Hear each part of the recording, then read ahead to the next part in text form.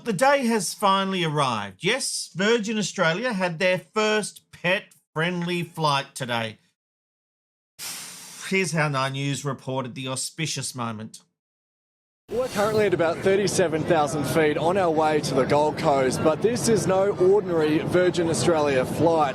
In fact, VA 733 has 3 furry friends on board. Today, the airline commencing pets in cabin flights between Melbourne and the Gold Coast and Melbourne and the Sunshine Coast. The rules are pretty simple. They just need to be in a pet carrier the entire flight, under the seat in front of you, and be no heavier than 8 kilos. And Virgin is expecting this to be a game changer. 50% of our bookings now for pets on board are over that holiday period, which does indicate that people really do want to go on holidays with their pets. A dog that is trained properly, a dog or cat that is trained to chill out in their carrier will be fine for a few hours. Now, all the animals were pretty well behaved with only a few barks at the start. In fact, Virgin is expecting most passengers won't even notice there are dogs or cats on board, and you'll know in advance if there are any pooches on your flight when you book your seat.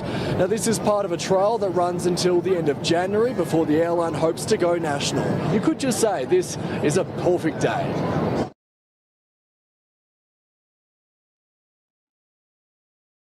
A perfect day. Bloody hell. I mean, I don't know if my rant is about the pets or bloody puns in news reports. I've talked about it before. Bloody politic reporters, they always like to do a pun. You know, I was watching the first part of it and I went, okay, this is all right. They're in their little bags. They're under the seat. Okay. And then I heard the yapping. And I was like, oh, Jesus. And then, of course, what happens if they pee or poo? Stench, stench, stench. It's bad enough when the air stewards walk through and do what they call crop dusting, where they fart when they're going down the aisle. So you gotta laugh at it, Jasmine. Yeah. What was that, Amanda? I said, Jasmine, always a fart joke.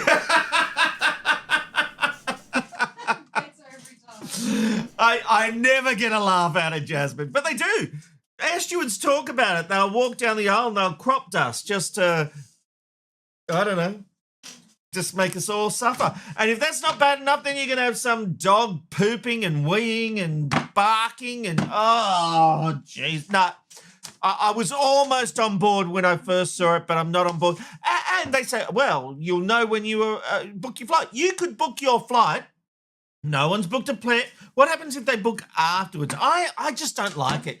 Put the pets in the bloody cargo. There's people, then there's animals. They are not people. You know, you can put them in your handbags all you like. You can dress them up all you like, Jasmine. You can give them every present under the sun. But they're still dogs. They're still dogs. Roll the sting.